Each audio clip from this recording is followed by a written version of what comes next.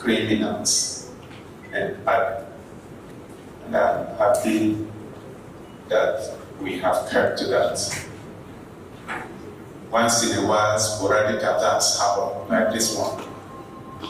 But when we get to know about it, we pursue the criminals until we apprehend them. So I want to, on behalf of the Afia state government, thank the tactical team for the great job that you have been doing. Some of you are in direct contact with me. And when this happened, I alerted both the CP and those ones that were in direct contact with me, and you immediately went into action. And today we can see the result of that action. The governor praised the command and these officers for the gallantry shown in rescuing the victims. I want to congratulate the city and his team for doing the needful and getting citizens who were kidnapped a few days ago back in one piece. We want to thank God that none of them was wounded because in the exchange of fire, anything could have happened with such an extent that led to neutralization of 6 of the kidnappers. But we thank God that they were all rescued, alive and healthy. I've already told the CP that we will continue to do everything possible to keep the state safe. To effectively combat crime in the state, Governor says the Command and Control Center will soon be established in Umuahia. In no distant future, we'll have a Command and Control Center here in the state capital. We already far gone discussion. I had instructed earlier today that the house, a bungalow in Osokwa in Osisioma, local government area, where the kidnappers operated from and kept the kidnapped victims, should be brought down completely. Speaking earlier, the Commissioner of Police in the state, Dan Ladisa, said the rescue operation that took place in the Osisioma area of the state saw 6 of the kidnappers neutralized. We got to where the kidnappers kept them. We called the area, and then in the bid to make our way into the premises, my tactical teams were seriously under a very heavy gunfire. In the exchange of fire that ensued, 6 of the kidnappers were neutralized. Some escaped with bullet injuries. Your officers are not resting on their oars. We are out to keep Abia safe, and we need the cooperation of all Abians. One of the victims narrated their ordeals in the hands of their abductors. We were there in the room, just a small room. There was no window, nothing. So we were there for like 5 days. So they collected our phone numbers of our family ones who they would contact for them to get the ransom from them. So that is it. So after that on Friday afternoon, after we have prayed, so we had gunshots. So that was when the police, the credible Nigerian police, intervened. They started shooting the kidnappers, started exchanging gunshots. By the special grace of God, they saved us. In Umuahia, Emmanuel Wazwe reporting. Thank you for that report, Emmanuel, and good looking out to the governor of Abia State, Governor Alex Oti. Amid the high temperature level that has plagued the country in recent times, our correspondent Miriam Onyebule brings us a report on the situation in Owerri this morning. Her report, take a look. Although the Nigerian Meteorological Agency predicted high temperatures a few months earlier, the intensity of the heat supersedes general expectations. There has been rainfall at least thrice in some parts of Imo State, but it has had no effect on the heat levels. It has just rained like 4 times since this year, 2025, and the increment of the heat has been on a high level. It hasn't stopped it at all. It is even now, it's raining, like it's about drizzling now, and I'm even praying for the rain to continue, maybe to see if the weather can get more cold. This situation has become really uncomfortable for most residents. Like it's burning our skin, rashes all over our body, the rooms are so hot. When you make your delicious food, it will get soured because of the hotness of the weather. Like, I don't know. Please, I just meant to ask, has the ozone layer busted or what? It has made me have stopped using my cream. And the thing is giving me rashes, even my leg. I've been scratching, even in the church. I wasn't really getting myself. So the heat hits hardest at night. I can't even sleep inside my room anymore. Like, I literally lie here almost to 1 o'clock in the night just to get fresh air, because even the outside, let's say there is NEPA light, the fan that is distributing the air is even hot on its own. With an erratic power supply system and a larger population unable to afford air conditioners, how are residents coping with a heat wave? In a day, I bathe like 4 times before the day gets dark. Then midnight, before I can get a sound sleep, I have to bathe more than 2 times before the day breaks. Meanwhile, Evangeline, a biology expert, says residents can survive the heat best if they keep to certain practices like drinking lots of water. People should live in a well-ventilated place or area and should drink lots of water, and also should not wear clothes that can produce heat. They can wear clothes like polo that has polo material or cotton material. Temperature levels are expected to reach a low soon with heavy rainfall. This situation puts a call for a better power supply to enable residents to cope with the heat wave. In Owerri, Miriam Onyebule reporting. Thank you, Miriam, for that report. We'll go on a quick break now. When the morning show returns, we'll take a report from Enugu as residents also react to the heat wave following NIMET's warning. Do stay with us.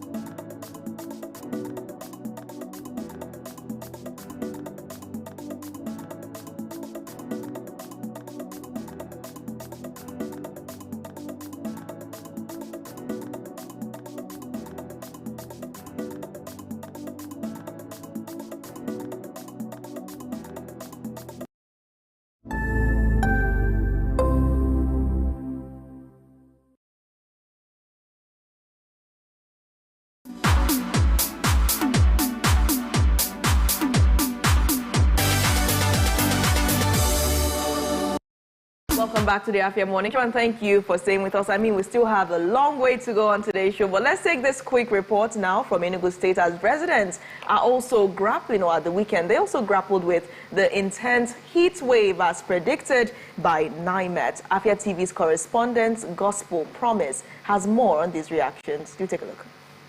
Several other states and regions, Enugu was listed by the Nigerian Meteorological Agency, NIMET, in a warning issued last Tuesday as one of the states in the southeast that would be most affected by thermal discomfort over 3 to 4 days due to rising temperatures and high humidity levels. True to NIMET's predictions, the scorching heat over the weekend was a concern for residents, making daily activities more challenging. Many maintain that the high temperatures have persisted for weeks, making it difficult to sleep, work, or move around comfortably. Wakwe Precious Chinecharem describes the heat as unbearable and hopes for relief soon. The heat is too much, like it is terribly too much. It just looks like they have a connection to hellfire. It's too much, and we just pray that the rain falls so that the environment can get a bit chilled and we all can survive, because it's getting choking, honestly. For Gochku Virtue, stable electricity in his area has made it easier to cope with the heat. He appreciates the power distribution company for maintaining supply during this period. This is very, very hot, very, very hot. And I heard that there'll be rainfall in other states, but apart from Enugu here, so I've not experienced anything like rainfall. So it's been very, very terrible. And at least thank God to us, and this our area we're in Band A. At least there is constant electricity. Despite the electricity, heat is very, very terrible. So I just pray that there will be rainfall in no due time. At least everybody can survive. At least we have a cool weather. Thank you. Meanwhile, Obodekwe Precious Uloma shares a different experience. She struggles to cope with the heat due to the irregular power supply in her area and believes that stable electricity would make a big difference. I'm not coping very well because the heat is something else. There is no steady light. Sometimes they will take our lights for 2 days. They will not bring it.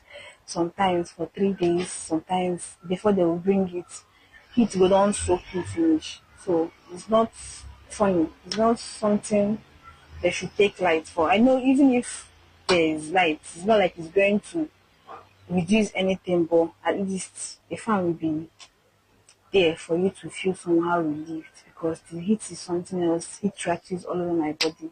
So in its release, NIMET shared safety tips to stay safe, including use of fans and air conditioning, dressing light, staying hydrated, avoiding peak sun hours, and using sun protection. In Enugu, Gospel Promise reporting for Afia TV.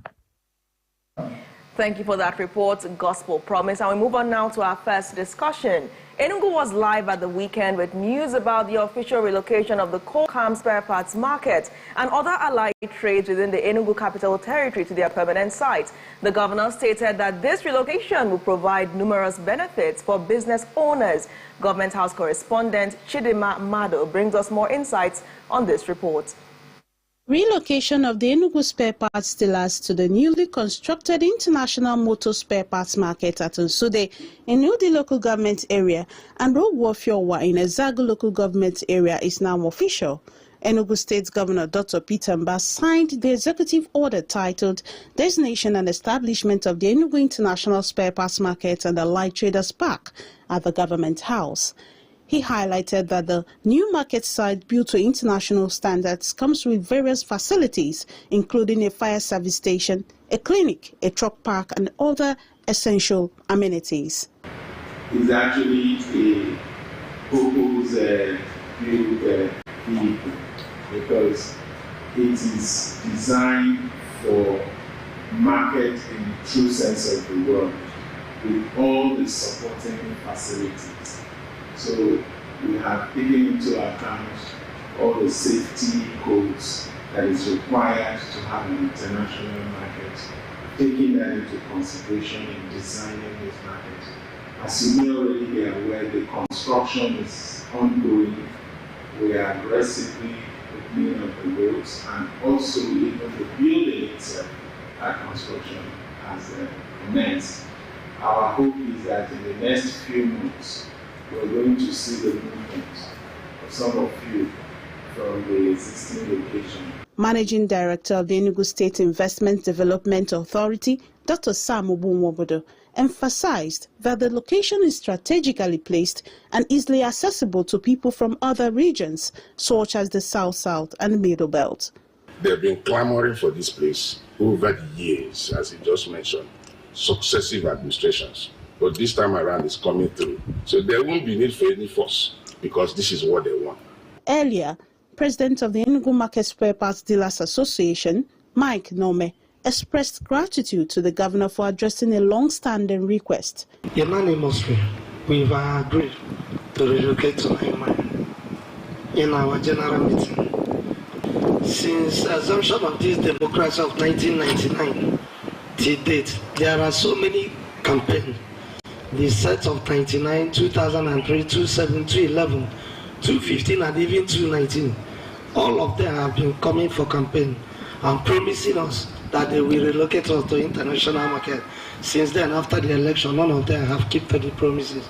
That is why we appreciate His Excellency, Dr. Barrister Lubi Simba, for keeping to the campaign promises, not less than 2 years. The relocation aims to create a safer, more organized environment.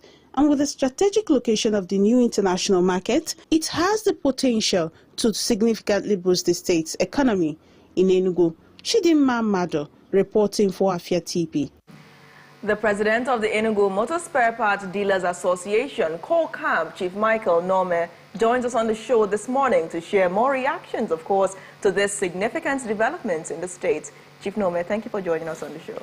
Pleasure to have you. You're welcome. You're welcome. Thank you. I saw how you were admiring yourself on the TV there. You had to look back and say, is that actually me? Yes, it is you, just to clear all doubts. So, tell us more about your reaction to this move.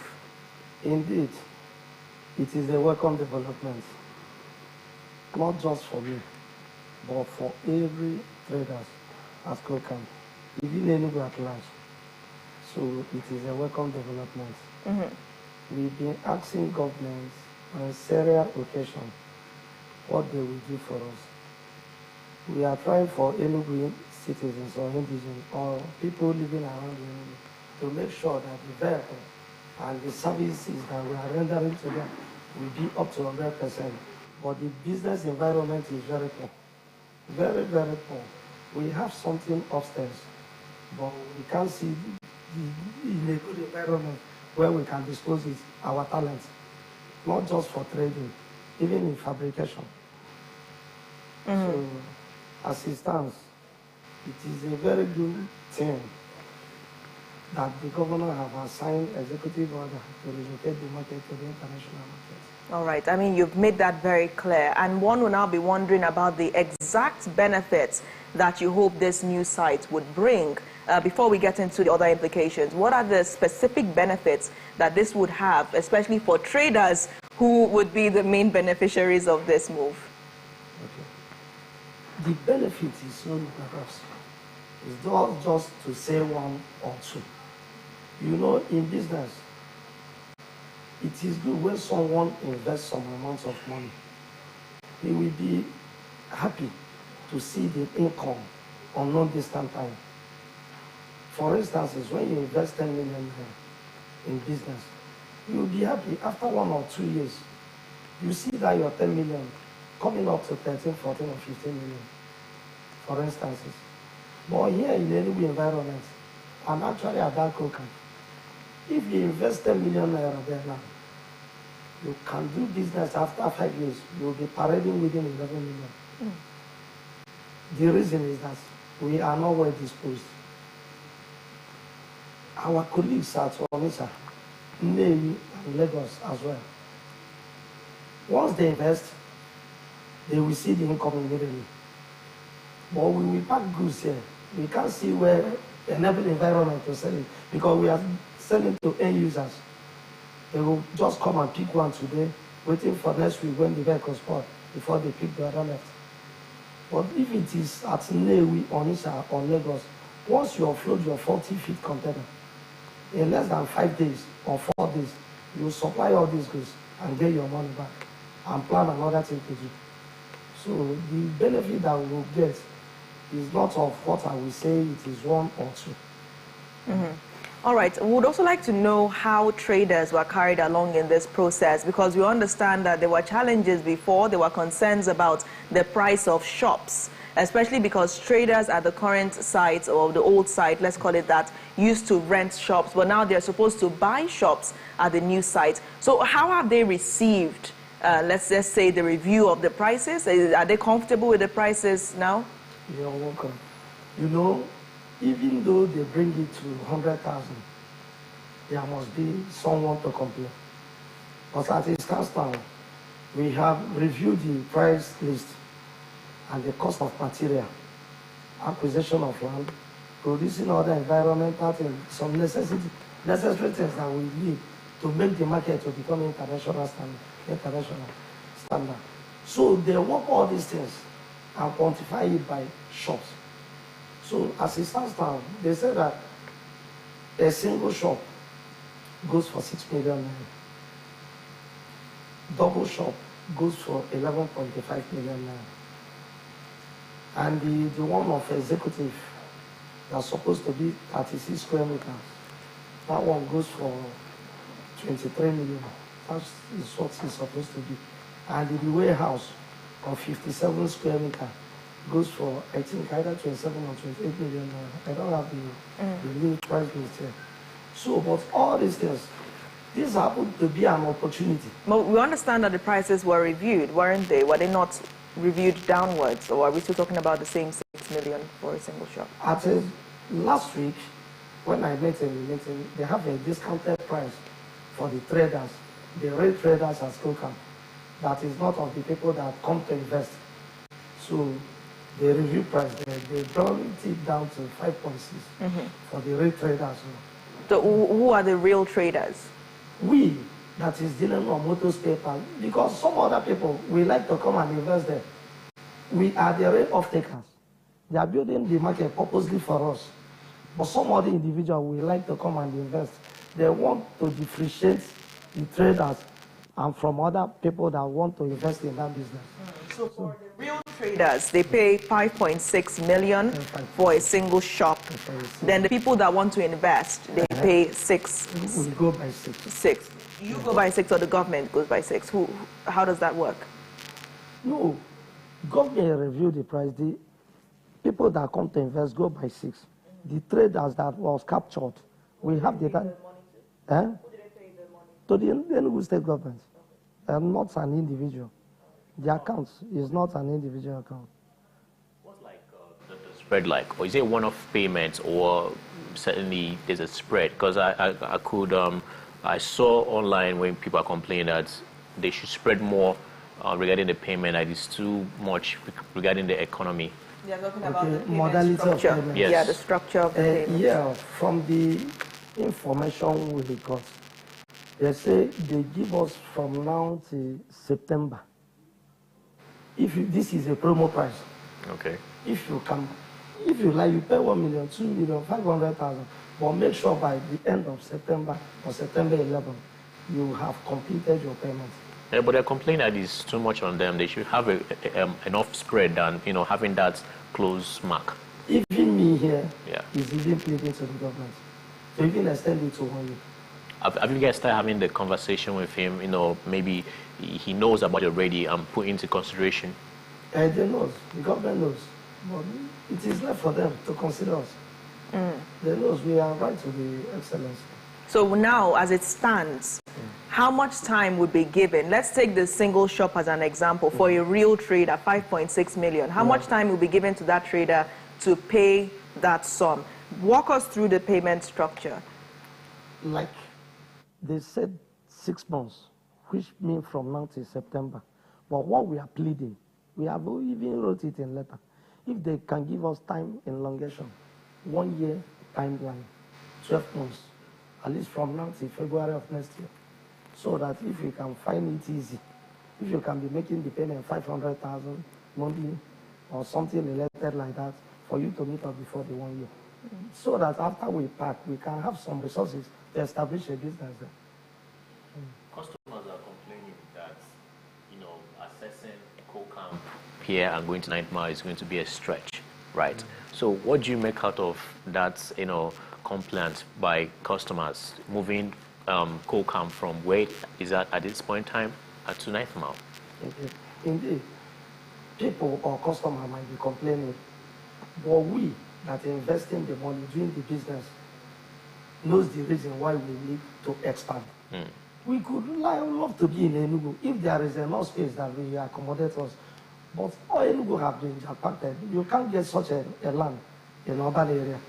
So that is why the government decided to put us on a highway in a place whereby our container, trailers that carry container, can come in and see enough space to offload and leave the premises.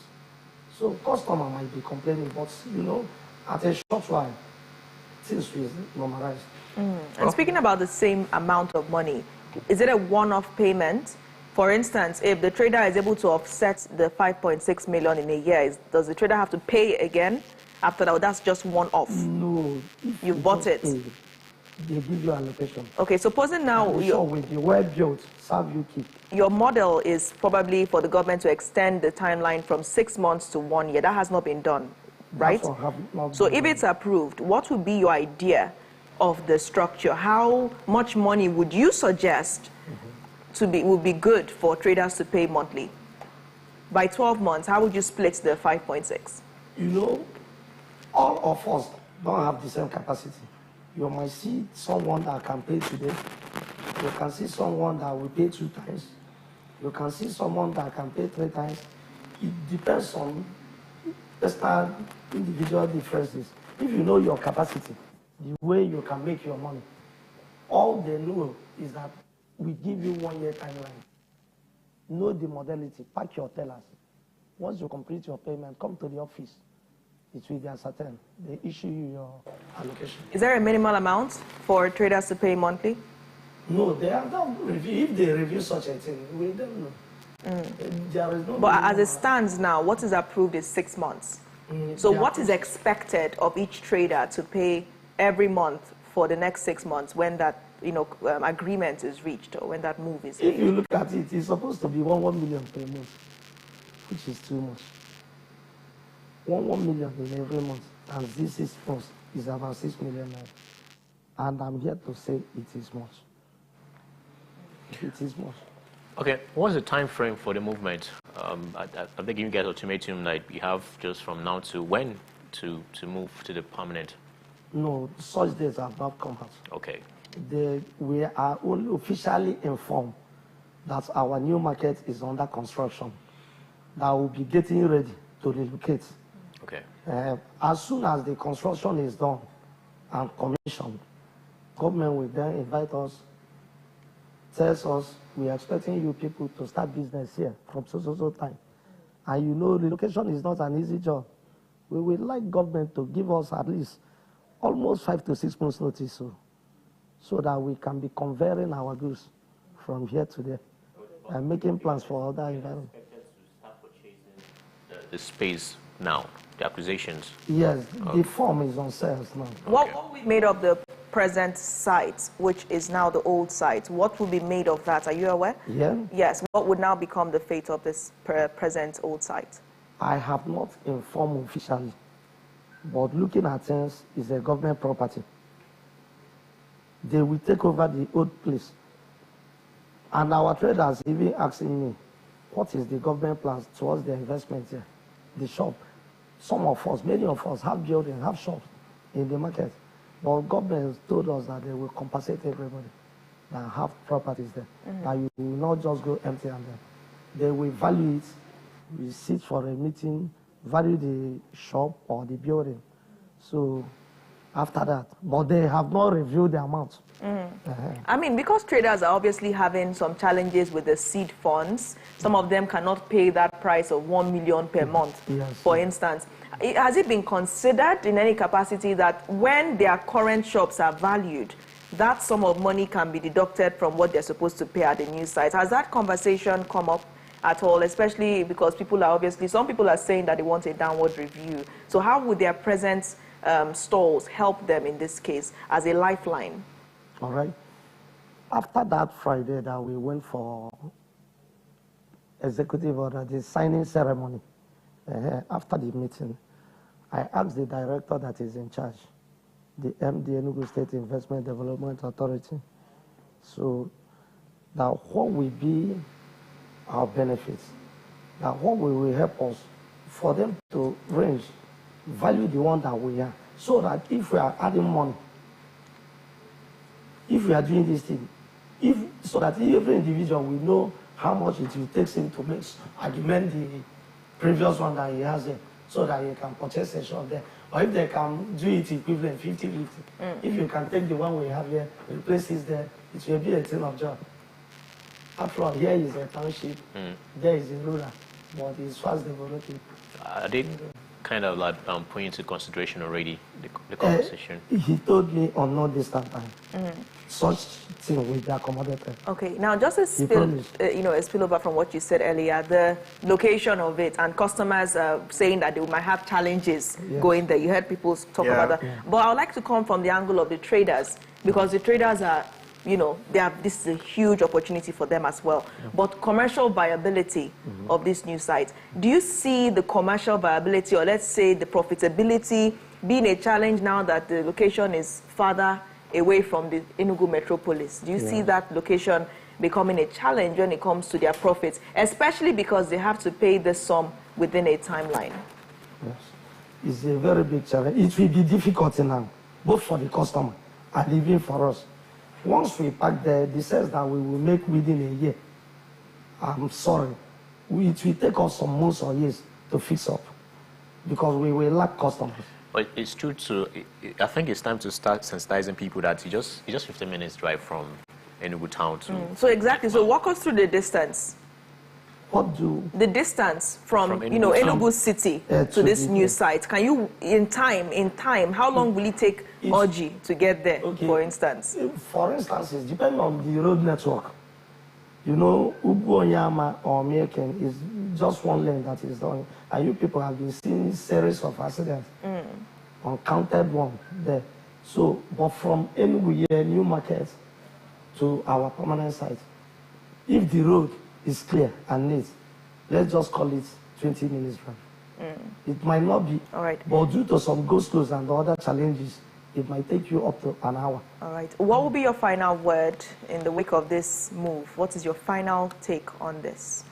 All right. My final take, but not the final so far, because we live to say more.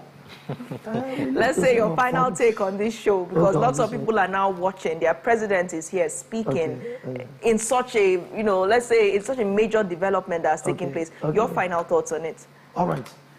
All I have to say is that it has not been easy.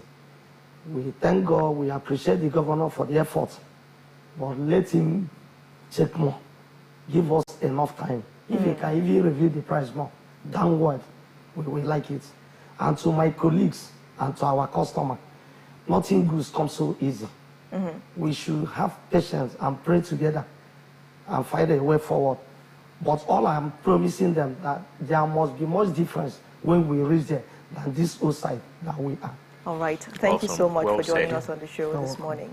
We move on now to another story here in Enugu State, where a family has cried out over purported plans to disinherit them. The daughters of late Mr. George Ido and Mrs. Elizabeth Ido, natives of Undiago Eziama Autonomous Community, Amechi Udodo, Okunanu, have accused their late father's younger brother, Mr. Dennis Okeke Ido, who resides in Netherlands, of excluding them from their father's inheritance and subjecting them to inhumane treatment since his passing.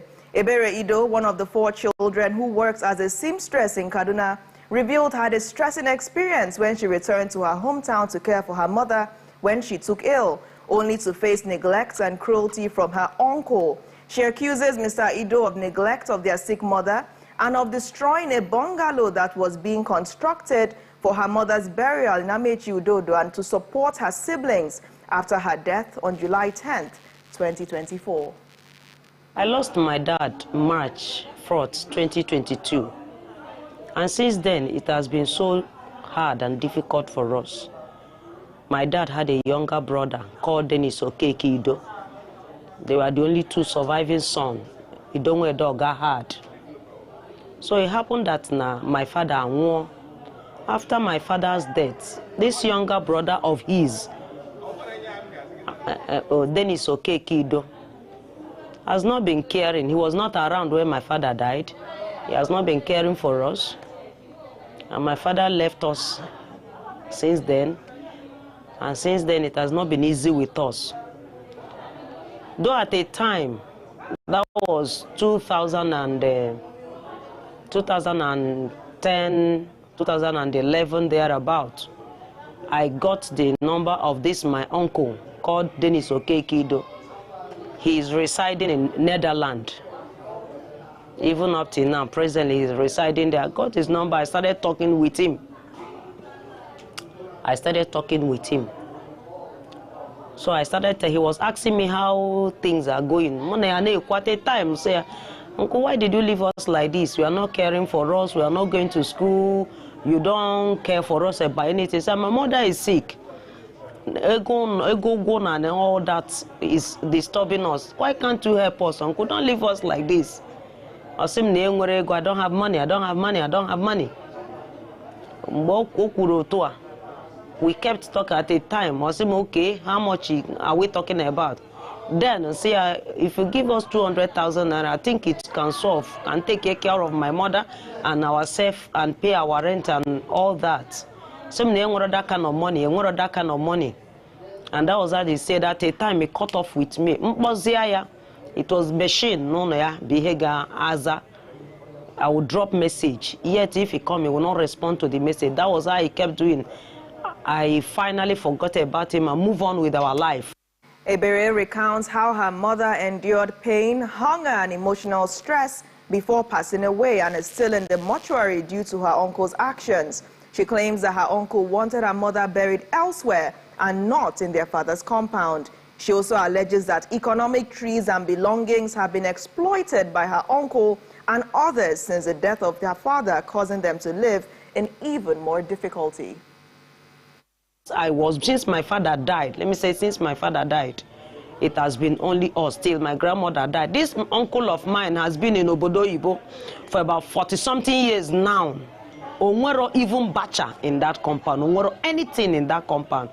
The house that was in that compound is one that is built by my grandmom and my father.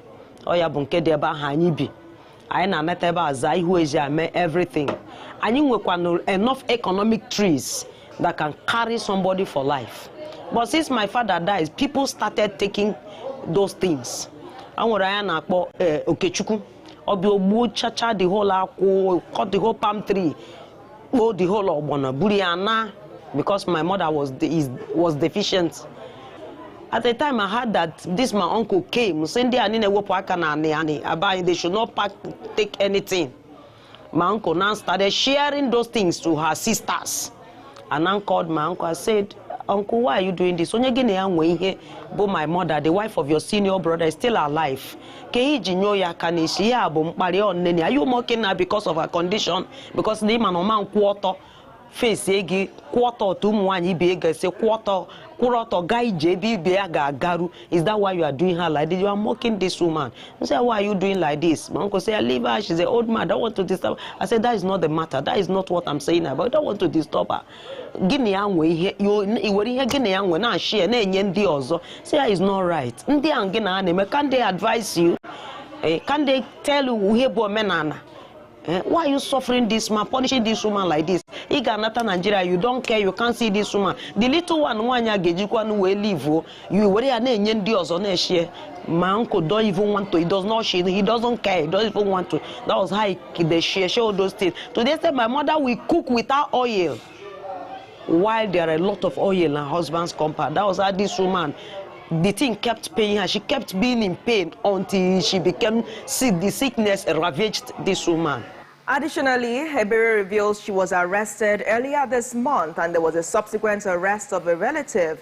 With no help from their uncle and the Umunna, who were worried about possible arrests, Ebere and her siblings resorted to selling a portion of their family land to be able to provide a decent space for the burial rites of their mother and to support their siblings. The funds actualized were used to construct a 3-bedroom bungalow for their family. I started looking for who would give me money. See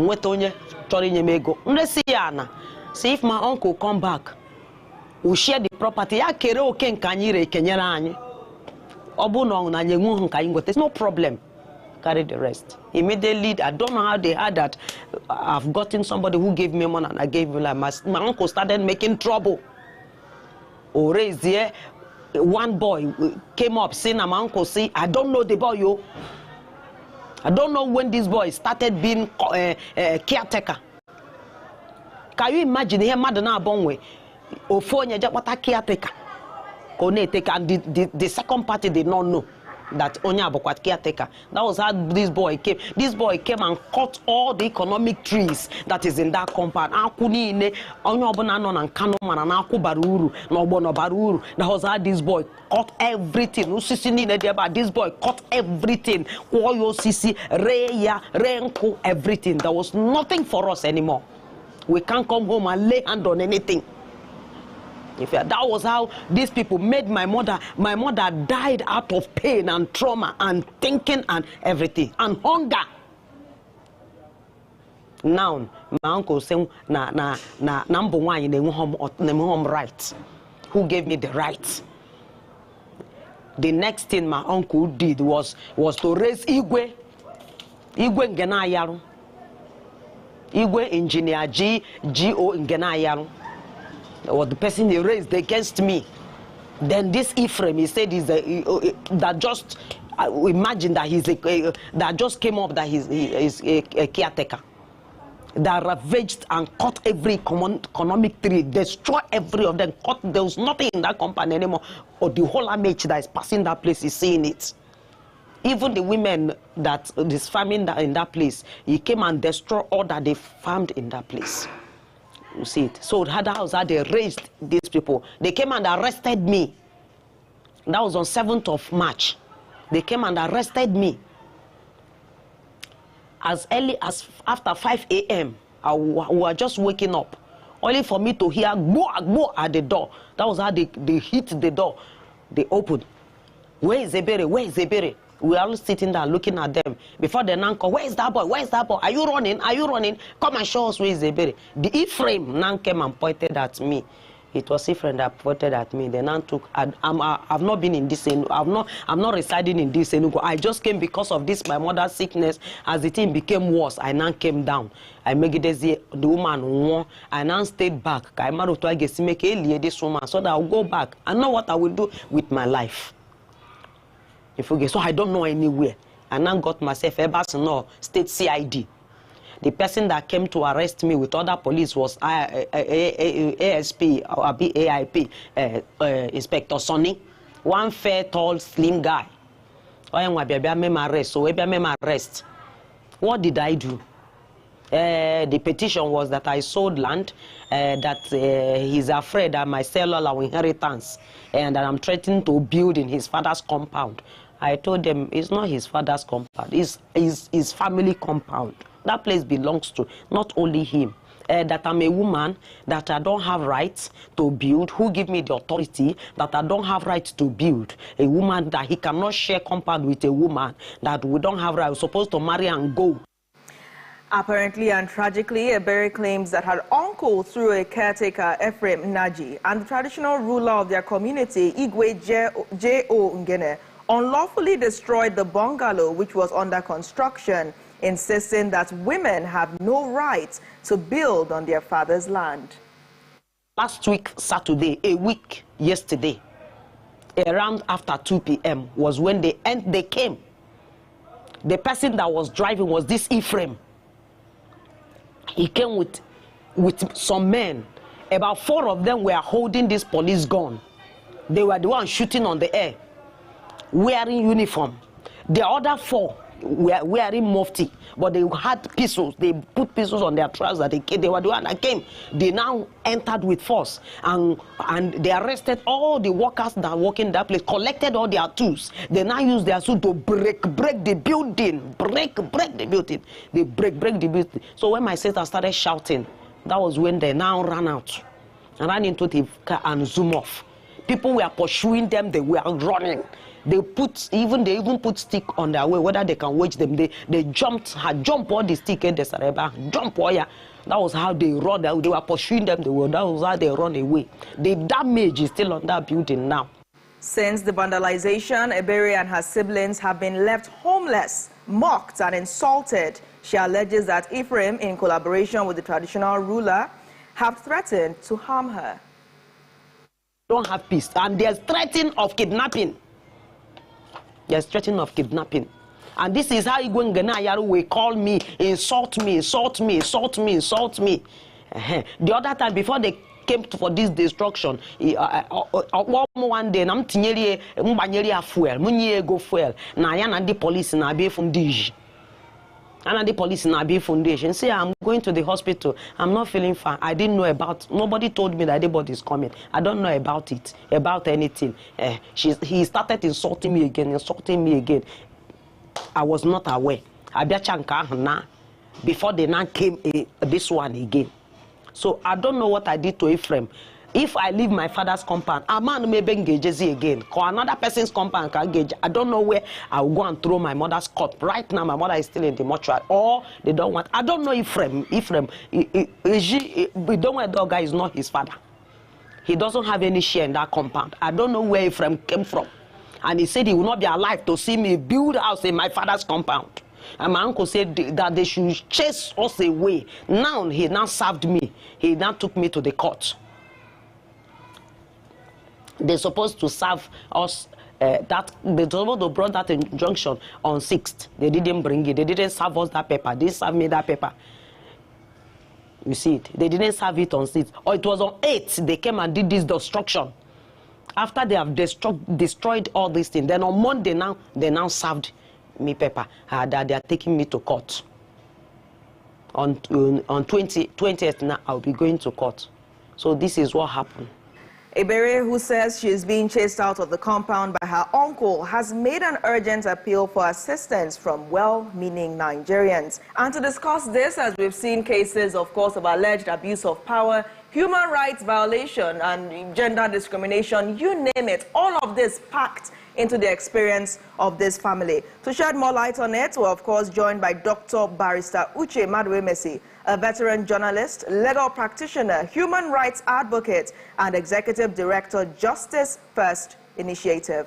Welcome to the program, sir, and thank you for joining. Thank you, Natalie. Good morning. Welcome. Good morning. Good morning. You know, looking at this, let's start first, because people are wondering, what is your involvement in this case? Why are you the person to be speaking about this and all its facets? Well, I got involved in it. Well, I was in the chambers on Friday, and the matter came up. A letter was being prepared to be sent to the Honorable Commissioner for Gender Affairs. That was when I asked. And I was told the story. They were there in the chambers. That's how I got involved. I, as a person, I hate injustice. If there's anything I can do, even if it entails putting my life on the line to help some other person, I will do it. So that's why I got involved. Mm-hmm. So can you just break down all of this? Because you can see that Ebere is very emotional. She has shown sadness, disappointment, anger, all of it. And as we speak right now, she's not even free to live her life. Like, she's under a lot of fear, pressure, threats to life, a lot of things that she has obviously mentioned in that interview. But tell us more about the background from a legal perspective, as well as the cultural implications. Because we're looking at a situation, like you rightly said, you contacted the Commissioner for Gender Affairs as well, and Children Affairs. Yes, a petition you've written and presented. By today, yes. So that will be presented today. Now, this obviously has to do with gender discrimination as well, that women are not allowed to build on their father's land. That's still happening in this century. Tell us about the background of the legalities and the cultural dimension. Well, I felt so sad when I heard from the women that the traditional ruler, who is supposed to be a custodian of culture and tradition, was involved in this mess. You know, how come you are now telling children of a man, you know, belonging to a family, that they don't have rights in their compound? But that one, not that they are only women, they have a brother.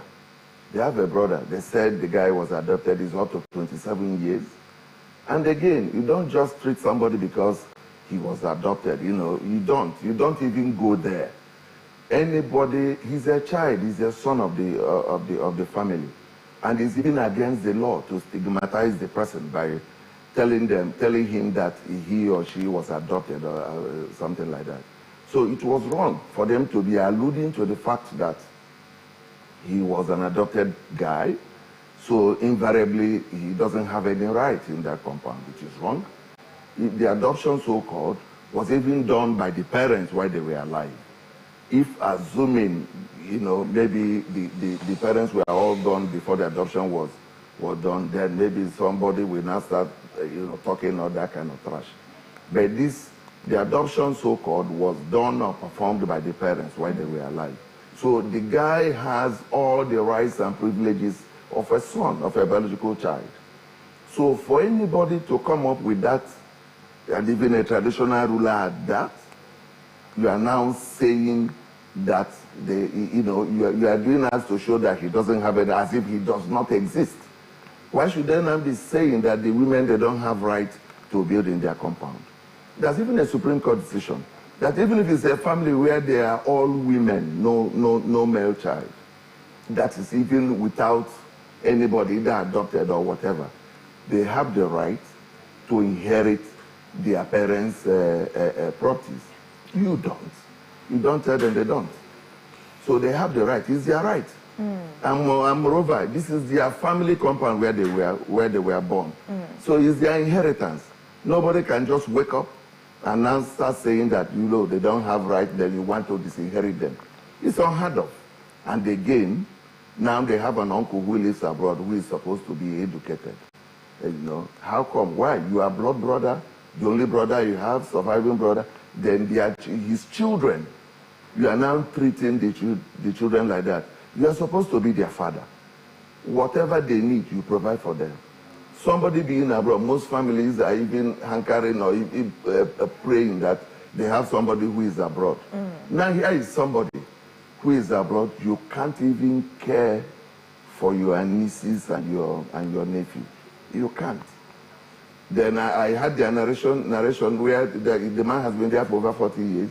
Even situations he came down to Nigeria, he never bothered to see them. They don't have a family house. The one they used to live in, that one is dilapidated. That is, you can't say it's a living home anymore. That was why they now thought of building, let them have a roof over their head. Yes. And even the more disheartening, their mother is late. And these characters are making sure that their mother is not buried. What they are now telling them, they should go find somewhere and bury the woman and not in that compound. How can you? Somebody where the woman was married into, then she died, then she cannot be buried in that compound.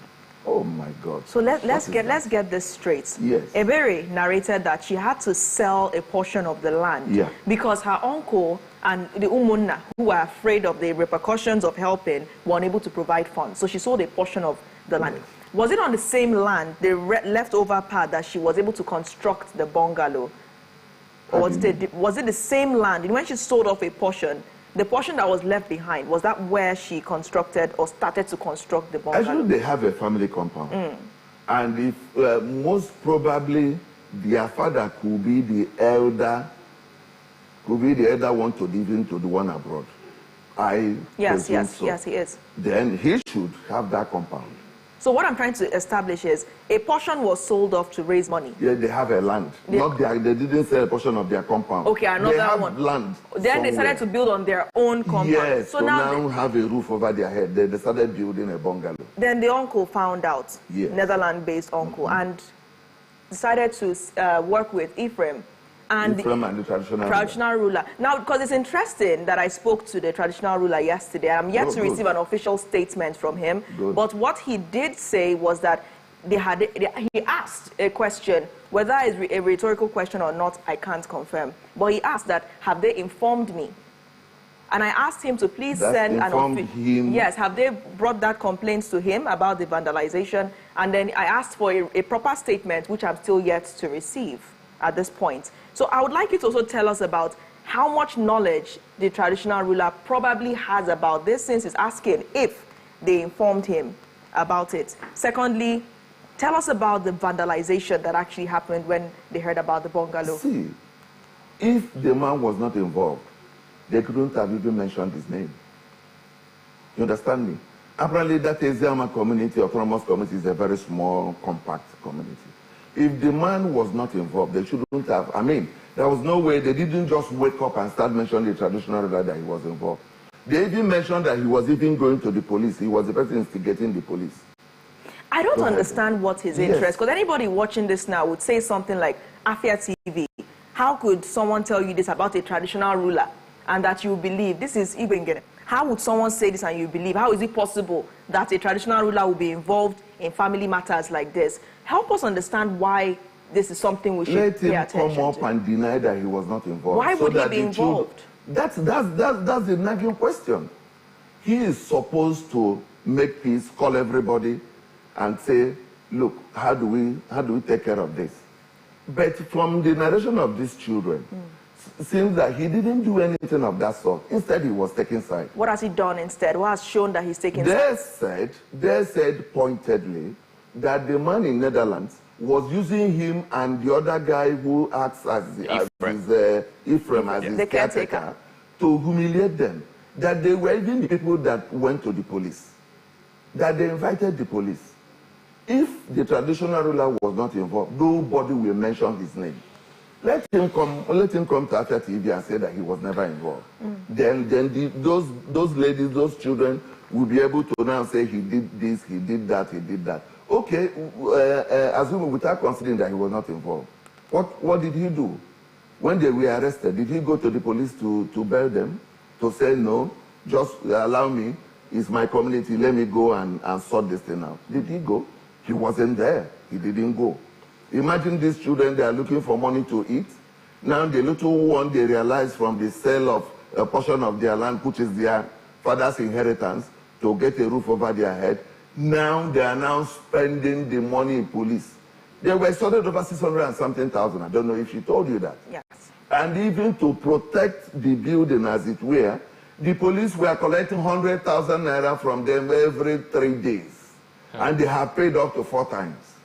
To give them security. Sorry, a whole lot is going on, because this is one family. See, there are things when you say, somebody else will say, is it possible? Is there still law in this country? Because from our constitution, coming from the legal angle, right? The constitution overrides any customary and religious practice that violates fundamental human rights. Like we, in our Nigerian constitution, as amended in 1999, right? Section 42 guarantees freedom from discrimination, meaning no individual should be denied inheritance rights based on gender. Doesn't this literally vindicate Ebere? And both the traditional ruler and their relation, their uncle in Netherlands, committing atrocity and crime against humanity? They know. Thank God you read out the section of the Constitution. Even again, no culture, no customary practice is supposed to be against natural justice. You don't. There's somebody now waking up to tell you, Natalie Ukuya, you can't inherit what belongs to Uku, your father, and that kind of thing. Why? Why? They know the provisions of the Constitution. Then even at that, without even the Constitution, natural justice, where somebody was born, you now come and tell the person, look, what that your father has or had, you can't. You don't have a right over it. You can't take it. Why? What now? Because we're trying to investigate everybody's side, and we hope that in the course of this leading and developing story that we'll hear from all parties involved. Now the Igwe Ngene is saying that he's asking if they informed him about it. That's the question. I'm still waiting for that official statement, but he's asking if they informed him. Do you have any proof of any sort that they actually, brought it to his notice? Because he's asking that question. I wouldn't answer the question. So it's only people that inform him that's when he acts on. Yeah, so is there any, that we can actually hold on to for the ladies to be calling his name, he knew about that matter. Let him come to Afia TV and say he never knew. Then you now put the lady, any of the children by the side, that look, Igwe is saying that he never knew. They will now tell you how Igwe knew and the parts or the roles the Igwe played. You understand me? It's not now the case of the award against the other. They will not even tell you what really transpired while they were at the police. This is what each and every one of them did. Yes. They even said that even the other Ephraim told somebody, you'll be hearing, when things happen, you'll be hearing some pockets of information, yes. that you would eventually build on that. So you see, they are now using their mind to be sharing the people's compound. There are two major things that are very scandalous, Chief. One, the fact that Ebere mentioned that the economic trees were being carted away, cut down and carted away. Secondly, that the bungalow which she was constructing, to have a place to at least perform the burial rites for her mother and to look after and to have a roof over the heads of the remaining children and of course family members, was vandalized. And we're saying vandalized, not that wires were stolen.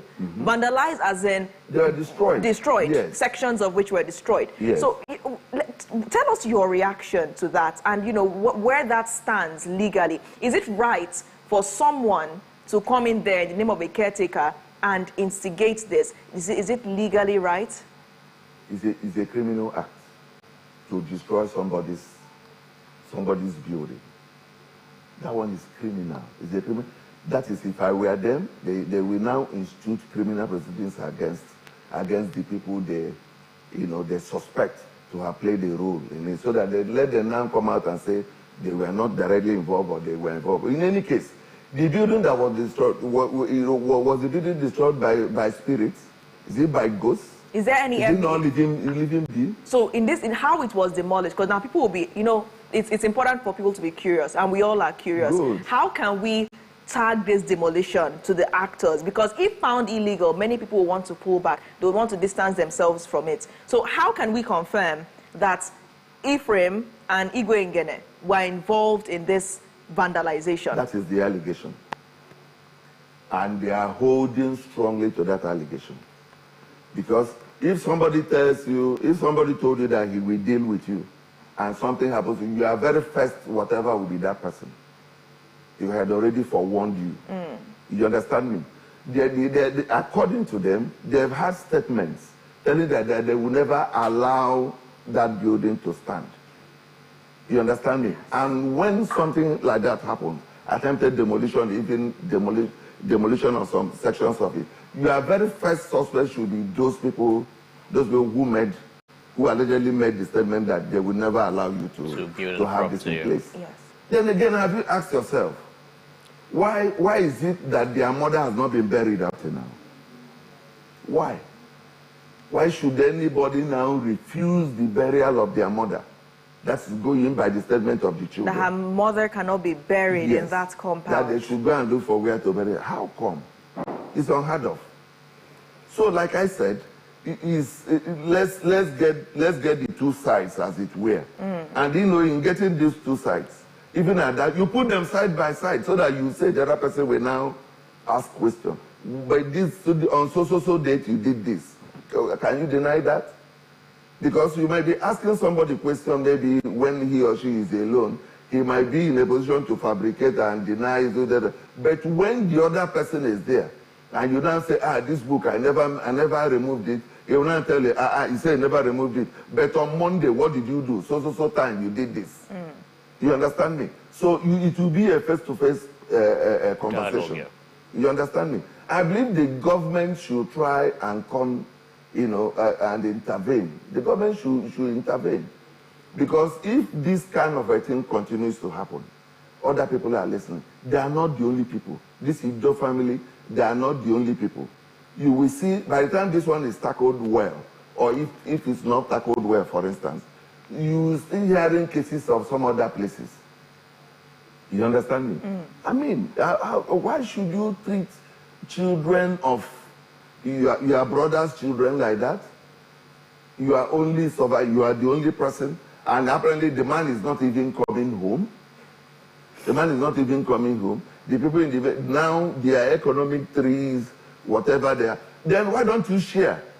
You share it. This one belongs to your father. Whatever people want to do with your own portion, then these ones belong to me. If anybody comes to your own, whatever you like, you do to that person. But once you have not done the sharing, then you are still commanding or dictating who takes what. It's not right. And moreover, where they have a son, a 27-year-old boy. All right. It's not right. Thank you so much for joining the show, Barrister. I mean, I hope that the authorities are watching this and they are listening, and the Ministry of Children and Gender Affairs looks into this, because this involves women, it involves everybody, and you know, let them intervene. Let them intervene. Even if they've been the petitioned Ministry of Local Government already. and Chieftaincy Affairs Should they intervene. should call that chief, yes, and say what is happening. All right. Even if he didn't, if he says that he never played any role directly, then what has he done? What he's asking now, he has not said anything concrete. What he's asking is if they informed him. So we'll leave that question for the government and hope that they look into this matter. Thank you so much for joining the show this morning. It was a pleasure. Thank you, Natalie, for this having you. Thing. Peace. You are helping to strengthen the society. Thank you. It's so bad. Thank you. So bad. That means Thank a lot. So Total pat on the back. Yeah. Okay, for those of you probably wondering about Okunerere Fire Ministry in Nsukka, wondering what has happened. Has the Reverend Father said anything? There was a video or a picture that surfaced showing that he had visited the former governor of Enugu State. And we know the issue going on now about the land and the demolition of the pure water plants in the church premises. For insights on that and the fresh claims made by the Reverend Father, stay tuned for Afia TV News Today at 12 p.m. Elijah Akuma will bring you insights on that. For now, have been your host as always, Nathalie Uku. I remain OG Mwachiku. Have a splendid Monday and a week ahead. Bye for now.